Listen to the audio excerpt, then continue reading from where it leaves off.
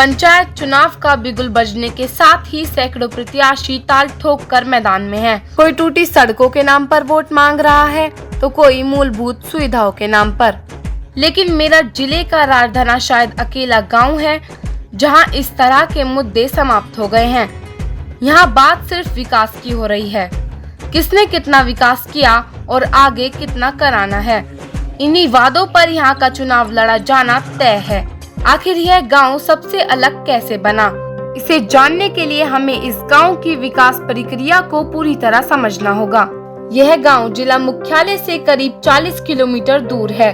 तहसील से यहां तक पहुंचने के लिए कई मार्ग हैं, लेकिन यकीन जानिए कि सभी मार्ग एक से बढ़कर एक हैं। आप यहां सरना से कुसावली होकर जाएं या भमोरी और खेड़ा की तरफ से आपका प्रवेश हो, सभी तरफ की सड़कें शहरी विकास की तरह नजर आएंगी। गांव में प्रवेश करते ही वीर क्रांतिकारियों और शहीदों की याद में बना गेट दिखाई देता है। रात के समय यहाँ का नजारा किसी टाउन के जैसा दिखाई देता है। गांव के बाहरी छोर से सफेद दूधिया प्रकाश फैलाती स्ट्रीट लाइट अपने आप में मील का पत्थर है। दरअसल वर्ष 2015 में गांव के मतदाताओं ने अपनी मुखिया के रूप में श्रीमती राजबाला देवी का चुनाव किया। उसके बाद ग्राम सेवक के रूप में उनके मझले बेटे अमित राणा ने विकास कार्यों की कमान संभाली। उन्होंने निष्ठा के साथ विकास कराने का संकल्प लिया।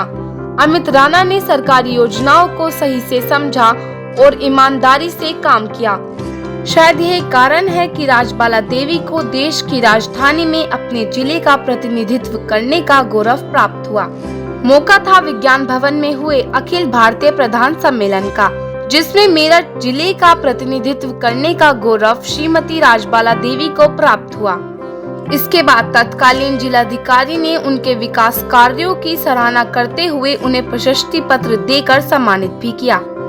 अपनी उपलब्धियों को लेकर अमित राणा बहुत खुश हैं और इसके लिए वह गांव की जनता का कोटि कोटि धन्यवाद करते हैं।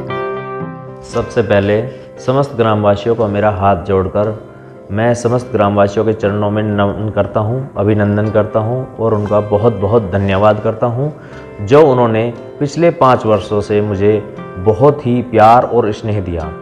आपका ये प्यार, ये सम्मान और जो आपका आशीर्वाद है, ये मुझे अत्यधिक कार्य करने की प्रेरणा देता है और मेरा यह निरंतर प्रयास रहेगा कि मैं आगे भी आपकी सेवा करूं और इस गांव का नाम, आप सभी का नाम अपने ज़िले में, अपनी राजधानी में और अपने देश में सबसे ऊंचा करने के लिए पूरी तरह प्रयासरत रहूँगा। मुझे आशा है कि पिछले वर्षों की भांति भी इस बार आपका प्यार और आशीर्वाद मुझे बहुत अधिक मात्रा में मिलेगा। इसके लिए मैं आपका कोटि कोटि धन्यवाद करता हूँ, नमन करता हूँ, चरण वंदन करता हूँ। मैं आपका बहुत बहुत धन्यवाद करता हूँ। धन्यवाद।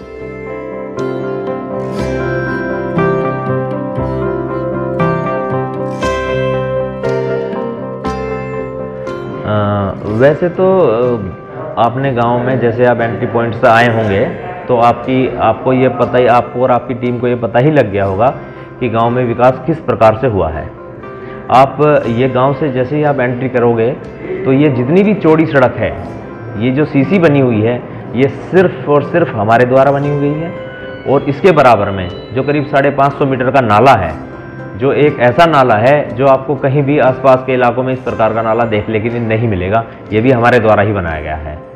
और हमारे गांव के जो शमशान हैं वो भी बिल्कुल पक्के हैं और उनका सौंदर्यीकरण हुआ है, जो कि पहले की भांति उसमें आड़ कबाड़ जो दुनिया भर के और खरपतवार खड़े हो जाया करते थे कच्ची ज़मीन के होने के कारण, वो अब बिल्कुल कहीं नहीं है। आप देखेंगे उनमें भी सौंदर्यीकरण हुआ है। और वैसे तो मैं आपको बताना चाहूँगा कि ये मेरे पास पूरी लिस्ट है, मैं आपको दूंगा भी। ये लिस्ट है, ये मैंने बहुत काम, अगर मैं अभी से अपने काम गिनवाने शुरू करूँगा आपको तो ये काफ़ी समय निकल जाएगा। मैं आपको इसकी लिस्ट भी दूंगा, आप इसको अपने जो है चैनल पे चलाएं। और विकास कार्य की गुणवत्ता आप मेरे द्वारा खुद खड़े होकर वहाँ काम कराया जाता है। और दूसरा, मैं शौचालय निर्माण पर फोकस डालूंगा। आपने अन्य जगह पे भी देखा होगा कि कच्चे गड्ढे के शौचालय बने हैं।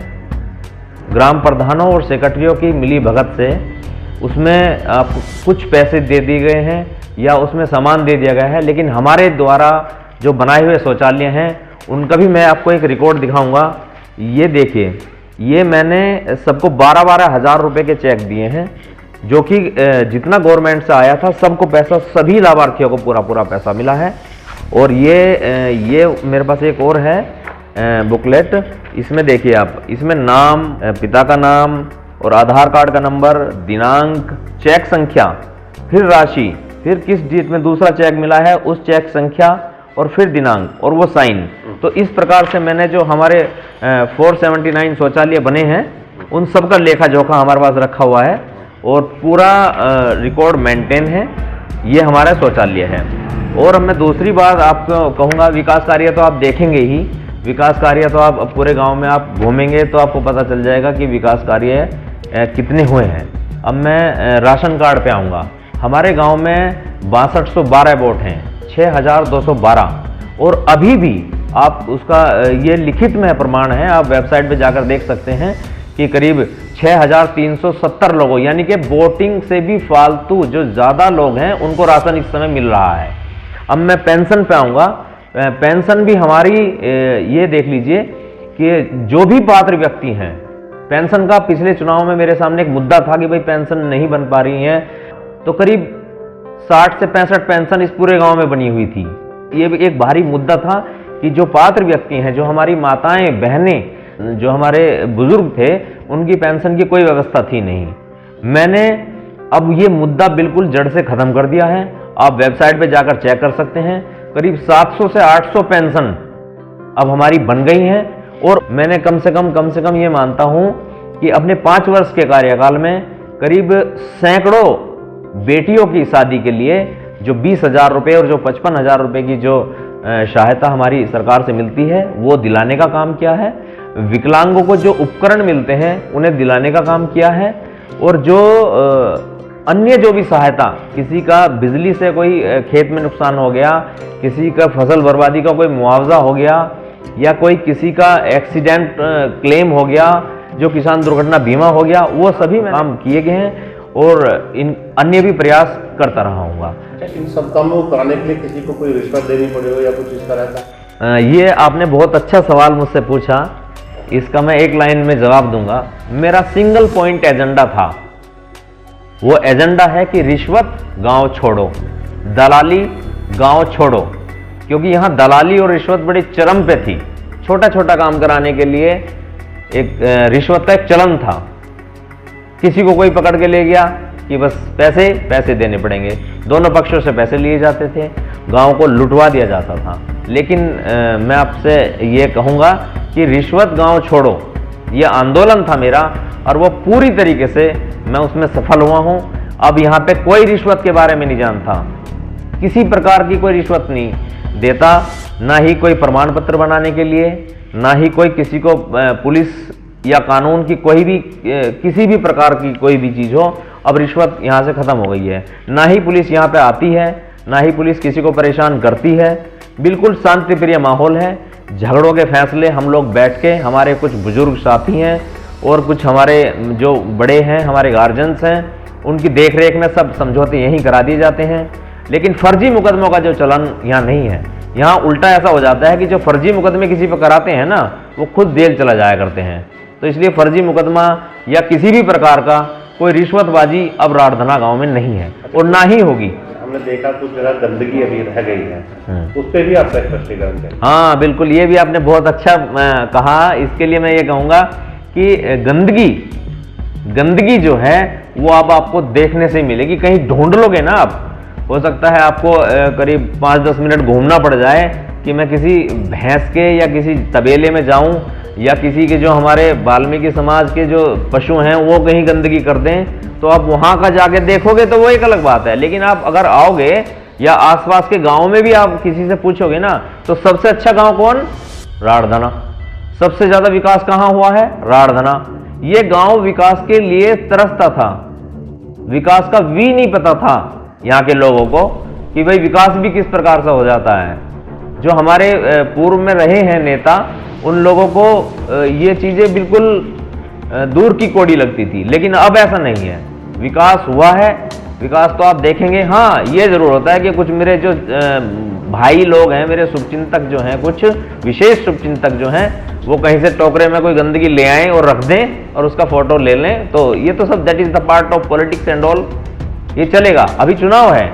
हाँ, इतना मैं जरूर कहूँगा उन अपने भाइयों से, अभी 1 वर्ष के आसपास ही हुआ है, हमारे यहाँ कोरोना काल था, पूरे देश में ही था, एक महामारी थी।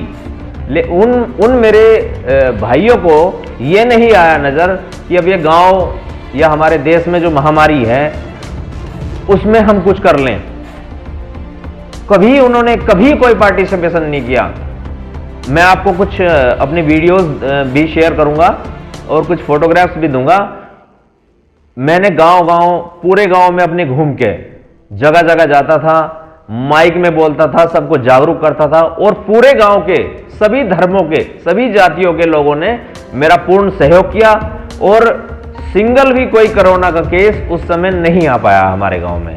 और जो हमारे यहाँ के डॉक्टर हैं, जो हमारे लोकल डॉक्टर हैं, उनका भी मैं बहुत बहुत तहे दिल से धन्यवाद करूँगा कि उन्होंने भी कंधे से कंधा मिलाकर हमारे उस महामारी में बहुत हमारा सहयोग किया और पूर्ण रूप से निष्ठा के साथ समस्त ग्रामवासियों ने, अगर लॉकडाउन है तो लॉकडाउन का पालन किया है, उन्होंने अगर साप्ताहिक बंदी है तो साप्ताहिक बंदी का बहुत अच्छी तरीके से उन लोगों ने पालन किया है। दूसरा मैं आपसे ये कहूँगा कि अस्पताल, जो हमारे मेरठ के अस्पताल हैं, उनमें हमेशा क्या होता है कि मरीजों की खाल तारने का काम किया जाता है। अब अगर उन्हें पता चल जाए कि राड़धना का मरीज भर्ती हो गया ना, तो 1000 बार सोचेगा वो कि कहीं उनका प्रधान ना आ जाए और इसको फ्री में ऐसे के ऐसे ही ले जाए। अब ऐसा नहीं है कि कोई फालतू का बिल बैठा लेगा या किसी को लूट लेगा, ऐसा बिल्कुल भी अब मैं होने नहीं देने का, इस प्रकार को ना होने दिया है। लाखों रुपए अपने भाइयों के जो इलाज में जो फालतू पैसा लिया जाता है, उनकी कमी आई है। जो हमारे इंजीनियरिंग कॉलेज है, जो हमारे प्रोफेशनल जो कॉलेजेस हैं, उनमें क्या होता था, उनमें फीस के नाम पे अवैध उगाही थी, कभी किसी प्रकार से कभी किसी प्रकार से मैंने उस पर भी नकेल लगाने का कार्य किया है। अब कोई फीस या कोई अन्य प्रकार का उत्पीड़न नहीं होने का। तीसरी बात मैं कहूँगा, हमारी जो बहनें, हमारी बेटियां जो सरदना और मेरठ जो पढ़ने के लिए जाती हैं, सिंगल भी किसी की ताकत नहीं है कि कोई आंख भर के देख ले, उसकी आंखें निकालने का काम किया जाएगा। ये पूर्ण रूप से ये मेरी रेस्पॉन्सिबिलिटी है, मेरी जिम्मेदारी है कि उनके सुरक्षा का उसका मैं पूर्ण रूप से सुनिश्चित करता हूं। और जो अन्य मुद्दे हैं, जैसे कि फ्री एडवाइस, होता क्या था, किसी ने जाकर एक एप्लीकेशन दे दी और उसमें क्या होता था कि भाई तुम पे तो बहुत बड़ा मुकदमा है, तुम जेल चले जाओगे, तुम ये चले जाओगे। ऐसा कुछ भी नहीं है, सिंगल मुकदमा नहीं है, 5 वर्षों में 0 एफआईआर 0 5 वर्षों में। हाँ, फर्जी मुकदमे कोई लिखवा देता है, कोई इस प्रकार के हो जाता है, तो उसका उसे खामियाजा भुगतना ही पड़ेगा, ये मैं कुछ नहीं कहूँगा। लेकिन सिंगल भी कोई झगड़े की, कोई किसी चीज़ की कोई एफआईआर इस प्रकार की नहीं है। हमारे गांव के जो सम्मानित लोग हैं, जो हमारे एक अमूल्य साथी के रूप में हैं, वो पूर्ण रूप से कंधे से कंधा मिलाकर हमारे साथ खड़े हैं। फैसला कराया जाता है किसी भी प्रकार का। एक और मुद्दा है बहुत बड़ा कि हमारी जो बहन बेटियां जिनकी शादी भिन्न भिन्न गांवों में हुई है, उनको दहेज के लिए प्रताड़ित किया जाता था, उनको छोड़ने की धमकी दी जाती थी। लेकिन 5 वर्षों में उस लड़ाई को भी लड़ने का काम किया गया है। कोई अब परेशान नहीं कर सकता उनको, उन बहनों को ये पता है कि उनका भाई जो गांव का सेवक है, अमित राणा है, अब उनका किसी भी प्रकार से कोई उत्पीड़न होने नहीं दिया जाता। जो हमारे गांव में कुछ जो रिश्तेदारियां और भी हैं, जो गिने चुने जो लोग हैं, जो दहेज के फर्जी मामलों में उनका उत्पीड़न करते थे, वो भी काम हमने बिल्कुल बंद कर दिया है। किसी भी प्रकार का कोई उत्पीड़न नहीं होता। तो अब मैं आपसे यही कहना चाहता हूं कि आप अच्छी अच्छी चीजें भी देखिए, गांव का आप सौंदर्यकरण भी देखिए, आप गांव का विकास भी देखिए, आप गांव का शौचालय निर्माण भी देखिए, आप गांव का एक रहन सहन भी देखिए, आप गांव का भाईचारा भी देखिए। और जो भी किसी भी प्रकार का जो भी समस्याएं थी, हमने 5 साल में उन्हें काम खत्म करने का काम किया है। और अगली बार अगर हमारे जो भाई हैं, जो कि मुझे पूर्ण विश्वास है कि पूरी तरीके से, क्योंकि विकास कार्य हुआ है, विकास कार्य होगा, कोई दलाली नहीं हुई है, कोई भ्रष्टाचार नहीं हुआ है, तो इसलिए विरोधी तो बौखलाएंगे ही बिल्कुल, क्योंकि वो कहीं भी चुनाव में नहीं है। अमित राणा के दावे सिर्फ दावे नहीं, बल्कि सच की कसौटी पर खरा उतरने वाले साक्ष्य हैं। उनके बताए अनुसार हमारी टीम ने खुद जांच की और जांच के आधार पर सामने आए तथ्यों को अपनी रिपोर्ट में शामिल किया। गांव में राशन वितरण का उनका दावा सरकार की आधिकारिक वेबसाइट पर उपलब्ध है। इससे साबित होता है कि गांव में कुल मतदाताओं की संख्या से ज्यादा परिवारों को योजनाओं का लाभ मिला है। इसके अलावा स्वच्छ भारत मिशन के अंतर्गत उन्होंने 479 शौचालयों का निर्माण करवाया है।